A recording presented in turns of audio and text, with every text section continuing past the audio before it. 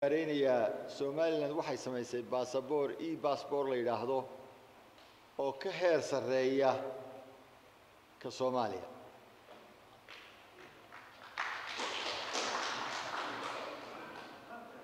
waxaanay dufcadiisii u horeysay soo degtay shalayto. waxaa ku baxay lacag fara badan oo $1 milyan oo dollar ah.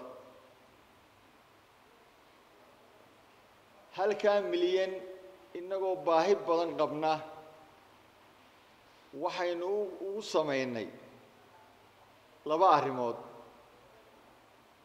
in caalamka aynu u geyno baasaboor mishiinadoodu akhriyi karaan oo ay garan karaan halka uu ka soo baxay cidda wadata noocuu yahay iyo inaanu hayn been abuur cid kale sidato. talabaadna waxa weeye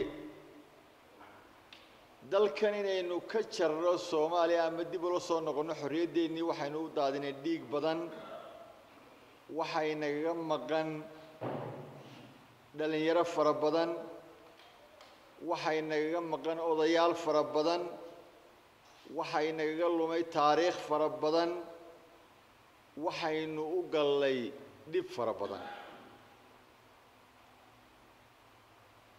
dunida casriga ah maanta way iskhiyaameynaysaa waxyaabaha la isku khiyaameeyo waxa ka mid ah ka hor imanaya go'aansutaageena inaynu la wadaagno baasaboor aan dawlad lahayn waliba baasaboor aan dawlad lahayn oo aabba lahayn oo hooyo lahayn oo ah ka Soomaaliya ay gidaarada ku bixiso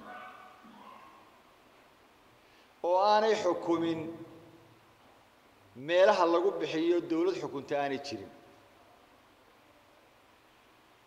inagu waxaynu samaysanay mid la dawlad kantaroosha iyo cid lagala xiriiro oo xataa haddii ninka wata uu dembi sameeyo aynu mas'uuliyadeeda qaadayso ninka baasaboorka Soomaaliland iyo baasaboorka sita inuu yahay muwaadin Soomaaliland ah wax alla wixii ka yimaadana dawladda Soomaaliland dusheeda ku qaadayso.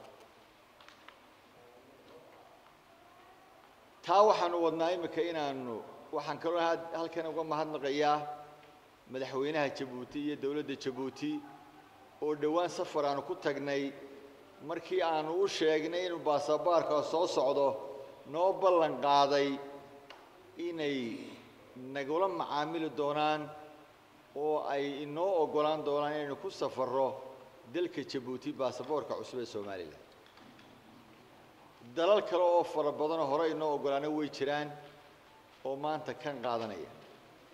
waxaanu ku tali jiraa dawladda Sacuudiga haddii ay baydmo inta xashka ka horeysa inaanu u geyno baasaboorka Soomaaliland.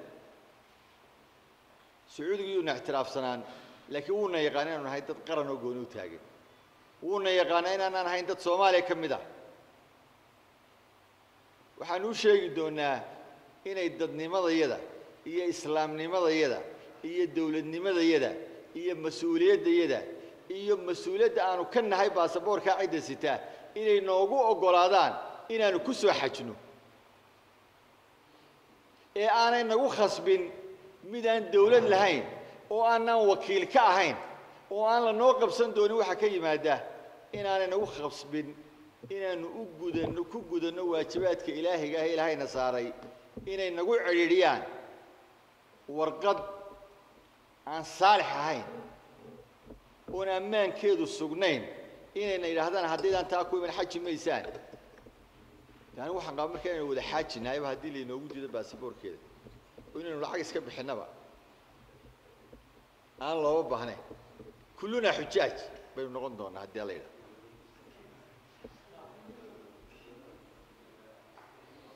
waxaan leeyahay waanu u geynaynaa waanu weydiisanaynaa waanu u sheegaynaa wayna yaqaanaan hadday diidaan baasaboorkeena xajka ilaahay iyagaynu isku reebaynaa haddii la yiraahdo inana waa ka tashaynaa waxaynu yeelina. taas waa taa waxaanan rajaynayaa filayaa dawladda Sacuudiga waa dawlad islaam ah wayna yaqaanaan xiriir wanaagsan baynu leenahay inay naga aqbali doonaan baanu rajo weyn ku qabnaa inaynu xashi ku tagno sanadkan baasaboorka Soomaaliland cusub. Salaam.